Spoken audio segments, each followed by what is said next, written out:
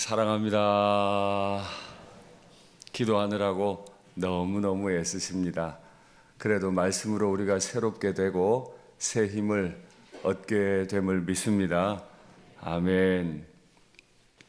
어제 저는 앞선 말씀을 가지고 통치자들과 영적 지도자들이 어떻게 서로 공생하는 관계를 만들어 갔고 또 그렇게 공생을 한 것은 백성들에게 기생을 한 것이다 말씀드렸어요.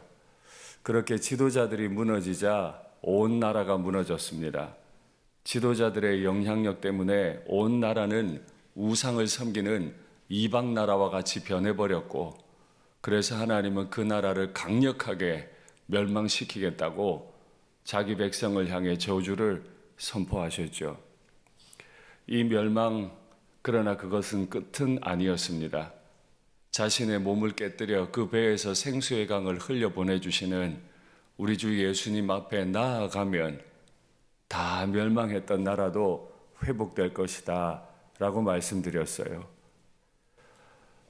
작년 한 해 동안 우리가 끊지 못한 죄, 작년 한 해 동안 배우자에게, 가족들에게, 목회자들에게 숨기고 있던 그 모든 죄들, 그것이 내 인생을 다 무너뜨렸다 하더라도, 큰 아픔이 있었다 하더라도 주님께로 가면 이 새해는 새날로 바뀌게 될 줄로 믿습니다. 이 멸망이 누구로부터 시작됐다고요? 지도자들이요. 그러나 사실은 멸망시킨 건 지도자가 아니죠. 누가 멸망시켰습니까? 말씀 볼까요? 그들이 여호와의 뜻을 알지 못하며 그의 계획을 깨닫지 못한 것이라 여호와께서 곡식단을 타작마당에 모음같이 그들을 모으셨나니. 여호와께서 타작마당에 타작할 일꾼으로 아수르를 불러들였어요. 바벨론을 불러들였어요. 그래서 자기 백성을 타작하듯 다 타작해버리신 거예요. 이유가 뭐죠? 자기 백성이 자기 하나님을 알지 못해요.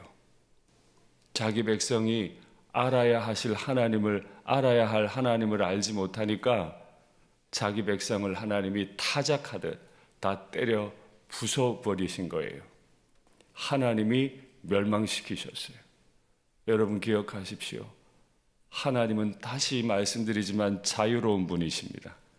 나 하나 선택했다고 거기 매여가지고 이러지도 저러지도 못하는 연약한 분이 아닙니다. 우상이 아닙니다. 하나님은 자기 백성에 대한 권리가 있으시고 자기 백성을 치실 수 있는 분인데 어느 정도로 친다고요? 열방의 강대국 아수르를 불러 모으세요. 바벨론을 불러 모아서 자기 백성을 때려버리는 분이시죠. 왜 이렇게 했나요? 왜 하나님은 이렇게 잔인하게 행동하셨나요? 말씀 볼까요? 여호와께서 이르시되 그날에 이르러는 내가 네 군마를 네 가운데서 멸절할 거다. 네 병거를 부술 거다. 네 땅의 성읍들을 멸할 거다. 네 모든 견고한 성을 무너뜨릴 거다. 그동안 하나님의 사람들이 불러 모았던, 그렇게 가지기를 원했던 군마와 병거를, 성들과 성읍들을 다 부숴버릴 거다. 뭐 이거 좀 가지는 게 나쁜가요? 나라가 군마도 가질 수 있고 병거를 가질 수도 있고 나라에 성도 있고 성읍도 있는 거지. 이게 뭐 그렇게 나쁜 거라고 하나님은 아수르와 바벨론까지 불러 모아서 다 깨뜨려 버리시는 건가요? 이유가 있죠. 말씀 볼까요? 내가 또 복수를 내 손에서 끊으리니. 무기만 가지고 온 게 아니에요. 성만 만든 게 아니에요. 무기와 성을 가지고 오고 만들면서 그들은 복술도 가지고 들어왔어요. 그래서 끊어버리겠다는 거예요. 내게 다시는 점쟁이가 없게 될 거다. 내가 네가 새긴 우상과 주상을 이스라엘이 하다 외국의 문화를, 세속의 문화를 따르다 이제 자신의 손으로 우상을 새겨 만들기 시작해요. 그래서 하나님은 멸절시켜버리겠다는 거예요. 내가 내 새끼가 엉뚱한 길로 가는 건 내가 못 보겠어. 그래서 매를 들어 치시는 거예요. 네가 네 손으로 만든 것을 다시는 섬기지 아니하리라. 이유가 있으셨네요. 하나님이 이렇게까지 화가 나신 이유가 있으셨네요. 하나님이 질투하시는 거예요. 내 새끼 마음 빼앗아 가서 내 새끼를 멸망시키는 이 세상을 질투하시는 거예요. 내 새끼에 대해서 마음이 너무 아프신 거예요. 자기 지혜 가지고 살면 행복할 것처럼 돌아다니다가 우상의 종이 되는 게 너무 마음이 아파서 내 자녀들의 인생이 무너지는 게 너무 마음이 아파서 하나님이 망하기 전에 당신의 손으로 때리신다는 거예요. 그런데 어느 부모가 죽으라고 때립니까? 어느 부모가 죽으라고 때려요? 아니지요. 살라고 때려요. 죽지 않을 만큼 때려요. 끝이 있겠죠. 하나님의 이 멸망은 끝이 있을 겁니다. 그 모습이 어떨까요? 끝날에 이르러는, 제가 주일 저녁에 말씀드렸죠. 새벽에 도우시는 하나님, 밤새도록 고통당하게 하셨지만 새벽에는 도와주시는 하나님, 끝을 꽉 붙들고 계신 하나님, 끝날에 이르러는 여호와의 전에 산들의 꼭대기에 굳게 서며 작은 산들 위에 뛰어나고, 그래서 민족들도 많은 이방 사람들도 이 여호와의 전에 산으로 몰려가기 시작하는 거예요. 오라 우리가 여호와의 산에 올라가서 야곱의 하나님의 전에 이르자. 그가 그의 도를 가지고 우리에게 가르치실 것이니라. 우리가 그의 길로 행하리라 하리니. 하나님이 아수르를 불러들이고 바벨론을 불러들여서 타작하듯이 당신의 백성을 다 쳤지만은 하나님의 멸망시키심은 끝이 있어서, 그리고 회복을 시킬 것이어서 하나님은 또다시 하나님의 산에 여호와의 전을 높이 세워 올리기로 약속하신 것을 우리는 믿습니다. 때로 하나님의 심판이, 때로 하나님의 통치가 답답하게 느껴지더라도 기대해도 좋습니다. 하나님은 우리를 마침내 열방 가운데 높이 세우실 거예요. 그날 하나님이 회복시키실 때는 이스라엘과 유다만이 아니에요. 온 열방이 주님께 오게 할 겁니다.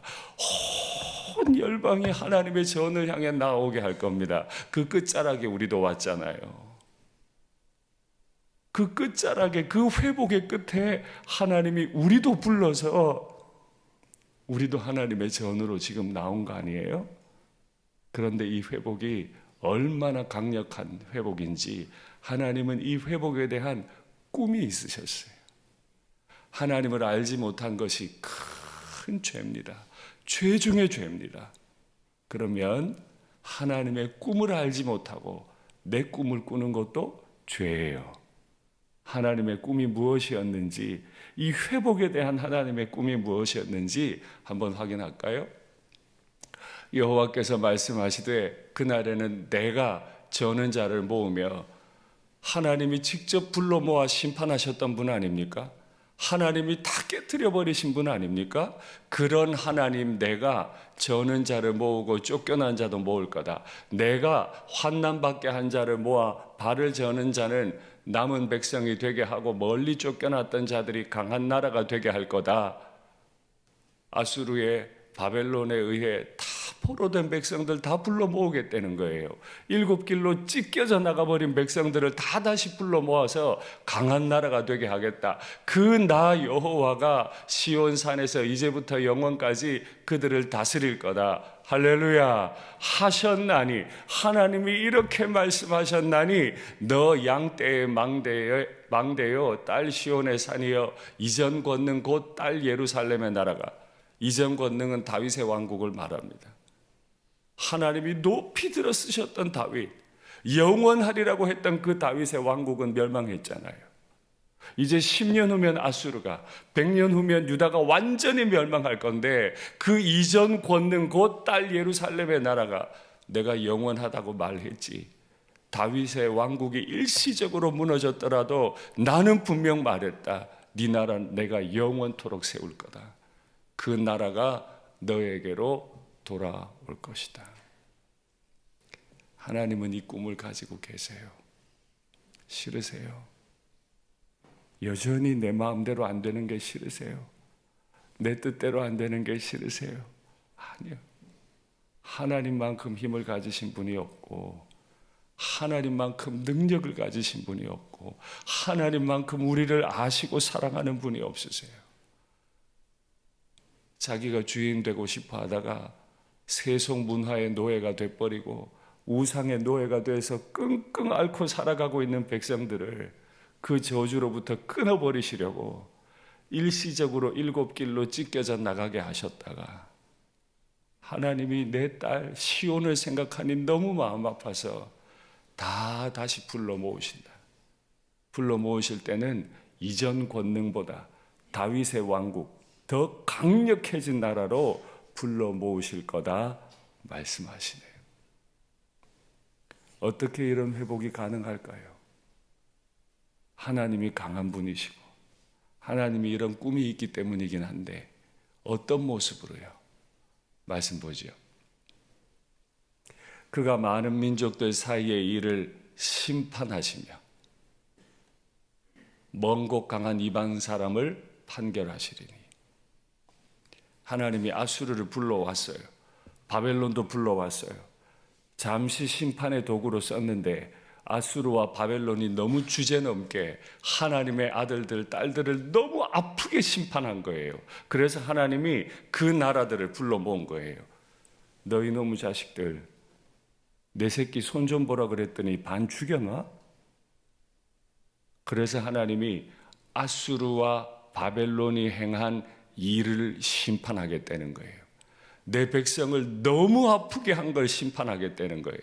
강한 이방 사람들, 그들이 아무리 역사상 강대국이었더라도 하나님이 하나님의 백성을 괴롭히는 인생들을 판결하시겠다. 판결하시면 어떻게 돼요? 다시는 전쟁을 연습하지 아니하고 전쟁할 필요가 없어요. 하나님이 살롬을 주세요. 각 사람이 자기 포도나무 아래와 자기 무화과 나무 아래에 앉을 것이라 우리 잘 알고 있죠. 내 집에 내가 살 수 있다는 게 얼마나 행복한지, 내 가족들과 함께 지낼 수 있는 게 얼마나 복인지, 내가 열심히 심은 농작물을 먹으며 살아갈 수 있다는 게 하나님 아버지가 주시는 얼마나 큰 복인지 그들을 두렵게 할 자가 없으리니. 그렇게 하나님이 딱 모아서 지키니까 더 이상 그 어떤 나라도 하나님의 백성들을 두렵게 할 자가 없어. 이는 만군의 여호와의 입이 이같이 말씀하셨느니라. 하나님이 이 꿈을 꾸고 계신 거예요. 어쩌면 우리는 하나님이 베풀어 두신 그 포도나무 그늘 아래에 앉아서 또다시 내가 주인 되고 싶을지 모르지만, 또 엉뚱한 꿈을 꿀지 모르지만, 하나님은 그래도 우리를 불러 모으세요. 그래도 또 불러 모으세요. 그래서 우리에게 안식 주시기 원하시죠. 이 새벽에 하나 기도하면 좋겠어요. 하나님, 내가 주인 돼서 고달프게 살지 말고 하나님이 이렇게 살롬을 주시는데 하나님 따라 살게 하옵소서. 하나님이 주시는 것 먹고 하나님이 입히시는 것 입고 하나님이 살게 하시는 곳에서 하나님이 살게 하신 분들과 함께 사랑하며 살아가게 하옵소서. 할렐루야. 이거 넘어서다가 아픔 당하는 인생이 얼마나 많아요. 자기에게 주신 것 아닌 걸 취하려다가 얼마나 인생이 망가지고 아파요. 그래서 하나님이 때로 때리시기도 하시지만 하나님의 마음은 회복시켜 주시고 싶은 거예요. 이렇게 평안히 살게 하고 싶은 거예요. 어떻게 하실까요? 내가 눈을 들어본 즉 4개의 뿔이 보이기로. 이 4개의 뿔은 유다 땅을 괴롭힌 4개의 뿔입니다. 그때 여호와께서 대장장이 4명을 내게 보이십니다. 유다를 그렇게 와서 괴롭혔던 4개의 뿔 뒤로 하나님이 4명의 대장장이를 보내는 거예요. 그래서 이 4개의 뿔을 대장장이가 어떻게 하는지 보세요. 내가 말하되 그들이 무엇을 하러 왔습니까? 라고 하니까 대답해요. 그 뿔들이 유다를 흩뜨려서 사람들이 능히 머리를 들지 못하게 하니 이 대장장이들이 와서 그것들을 두렵게 하고 이전에 뿔들을 들어 유다 땅을 흩뜨린 여러 나라의 뿔들을 떨어뜨리려 하느니라 하시더라. 이 네 개의 뿔이 유다를, 이스라엘을 공격해서 다 무너뜨려 버린 강력한 뿔이었어요. 그런데 하나님이 어떻게 하신다고요? 각 나라의 일들을 심판하신다고요. 네가 감히 내 백성을 이렇게 아프게 만들어? 그래서 하나님이 이따만한 망치를 든 대장장이를 넷을 보내요. 뿔 4개, 대장장이 4개. 4명. 대장장이 한 사람이 뿔 하나씩 때리는 거예요. 한 사람씩 보내서 일일이 때리는 거예요. 제가 이 구절을 읽다가 재미있는 상상을 해봤습니다. 여러분 동전 500원 넣고 두더지 게임 해보셨어요? 동전 넣으면 두더지가 톡톡 튀어 올라옵니다. 그러면 망치를 들고 막 때려요. 얼마나 통쾌한지. 자기 백성을 끝까지 괴롭히고 있는 이 4개의 뿔들을 철저하게 무너뜨리시려고 하나님이 4명의 대장장이를 망치를 들어 보냈어요. 그래서 감히 뿔을 들기만 하면 때려버리시는 것이죠. 하나님은 교회를 이렇게 사용하시고 이렇게 사랑하세요. 이런 하나님을 두고 우리가 어디를 갑니까? 혹 하나님과 세상 사이에서 자꾸 왔다 갔다 한 일이 있다면 이제 하나님께로 돌아가야 합니다. 내가 주인 되고 내가 하고 싶은 일이 있다고 자꾸 내 마음대로 하지 말고 하나님께로 가십시오. 그 하나님은 지금도 나를 괴롭히는 뿔을 향해 각각의 망치를 들고 섰다가 일일이 때리시는 분이심을 믿습니다. 이 예언은 스가랴가 했죠? 맞습니다. 미가도 10년 전, 100년 전부터 멸망을 예고했습니다. 그러나 미가는 10년 전, 100년 전부터 회복도 예언했습니다. 스가랴는 그 예언이 성취된 것을 보여주는 겁니다. 뿔들이 있었고 그 뿔들에 의해 유다가 멸망당했다. 그러나 회복도 약속하셨다 그랬죠. 그러니까 하나님은 스가랴를 통해 4명의 대장장이의 환상을 보이시는 거예요. 내가 예언한 대로 나는 반드시 이 약속을 지킨다. 그런데 미가도 뿔의 환상을 봅니다. 말씀 볼까요? 딸 시온이여 일어나서 칠지어다. 시온은 지금 멸망당할 거 아닌가요? 10년 후에 아수르가 들어와서 멸망시키고 100년 후에 바벨론이 들어와서 멸망시킬 거 아니에요? 하나님의 눈에는요, 회복될 거니까요. 딸 시온이여 일어나라. 내가 대장장이를 보냈다만 이제는 네가 일어나서 쳐봐라. 내가 네 뿔을 무쇠 같게 하며 네 굽을 녹 같게 하리니. 뿔을 가지고 굽도 있어요. 짐승 같죠? 소입니다, 소. 당시 가장 힘이 센 소. 근데 이 소의 뿔이 뭐로 되어 있다고요? 무쇠로 되어 있어요. 굽은요, 노시요. 당시 가장 강했던 금속. 이 설교를 하다 보니까 화종부 목사님 설교랑 많이 겹친다, 그죠? 시대가 같아서 그래요. 시대가 같아서. 하나님은 꿈을 계속 꾸고 계신 거예요. 나는 내가 대장장이를 보낼 거고 나는 내 백성, 내 교회를 뿔처럼, 굽처럼 내가 쓸 것이다. 네가 여러 백성을 쳐서 깨뜨릴 것이다. 소를 가지고 타작을 하는데 이 소는 굉장히 강력한 소여서 온 타작마당을 짓밟아 버리겠다는 거예요. 그래서 그 소로 하여금 타작을 시키겠다는 거예요. 네가 여러 백성을 쳐서 깨뜨릴 건데 네가 그들의 탈취물을 구별해서 이제는 여호와께 드릴 줄 알게 되네요. 헌금 좀 드리는 걸 뜻하는 게 아닙니다. 온 나라, 교회가 이 땅을 통치하면서 이 온 나라 전체를 하나님 앞에 올려드릴 날을 하나님이 꿈꾸고 계세요. 네가 그들의 탈취물을 구별해서 여호와께 드리게 될 거다. 여러분 2025년 새해에 이 꿈을 꾸시면 좋겠어요. 하나님이 나를 통해 내 자녀들을 통해 온 나라를 하나님께 드리게 하실 거다. 그들의 재물을 온 땅에 주께 돌리리라. 할렐루야. 우리는 그냥 와 있는 인생이 아닙니다. 내 자녀들 그냥 공부해서 대학 가고 취업하고 결혼하고 새끼 낳고 죽고 아닙니다. 그런 게 아닙니다. 하나님이 저의 자녀들을 어미의 모태에 만드실 때는 이 꿈을 꾸셨던 거예요. 교회가 이 꿈을 모르면 어떡하죠? 교회가 이걸 노래하지 못하면 어떡하죠? 그저 내가 교회 오고 내가 즐겁고 그런 게 아니에요. 하나님이 교회를 그러라고 모아놓으신 게 아니에요. 우리는 타작마당의 힘센 소와 같아서 무쇠뿔을 가지고 놋굽을 가지고 하나님의 도구가 되어 마침내 쓰임받게 될 것을 믿습니다. 우리 자녀들이 그렇게 쓰임받게 될 것을 믿습니다. 지도자 때문에 망했다고요? 이제 지도자들이 꿈을 꿔야죠. 교회가 이 꿈을 꿔야죠. 교회가 이렇게 쓰임받을 것을 꿈을 꾸고 노래를 하고 이 사실을 자녀들에게 가르쳐야죠. 그런데 이건 교회 자체의 힘으로는 전혀 할 수 없어요. 어제 다 망했어도 그 몸을 깨뜨려 생수를 주시는 주님 앞에 가야 했던 것처럼 미가는 이 환상 끝에 5장을 시작하면서 한 분을 소개합니다.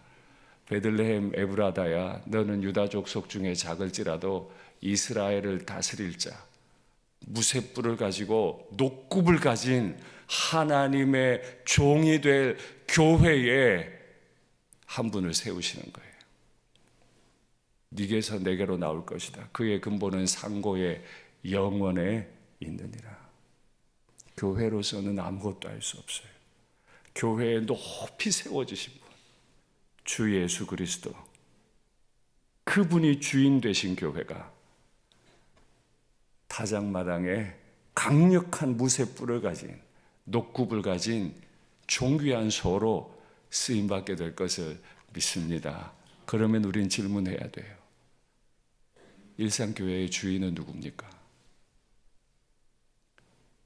일상교회에 이끌어 가시는 분, 홀로 높으신 분은 누구십니까? 담임 목사입니까? 말 잘하는 직분자들입니까? 아닙니다. 일상교회 홀로 높으신 분, 우리 주 예수 그리스도 한 분이심을 믿습니다. 우리 가정이 주님의 존귀한 교회로 쓰임받으려 한다면 한 가지 질문해야 합니다. 우리 가정의 가장은 누굽니까? 아빠입니까? 엄마입니까? 내 자녀들을 이끄는 분은 누굽니까? 아빠입니까? 엄마입니까? 학벌입니까? 안정적인 직장입니까? 아닙니다. 내 자녀들의 유일한 주인은 오직 주 예수 그리스도 한 분이심을 믿습니다. 이 예언은 멸망 전에 한 건가요? 멸망 후에 한 건가요? 멸망 전에 했어요. 소름 돋지 않습니까? 아직 멸망도 안 당했는데 멸망당할 건데 하나님은 저 뒤에 꿈을 꾸고 계세요. 그러니 무슨 말이에요? 멸망당해도 걱정하지 마라. 하나님 멸망 안 시키시면 안 돼요. 아니, 너 멸망당해야 돼. 네가 매맞지 않으면 또 모를 거다. 하나님을 섬기지 않은 것이, 하나님만 높이 들지 않은 것이 어떻게 네 인생을 망가뜨리는지 모를 거다. 참아라.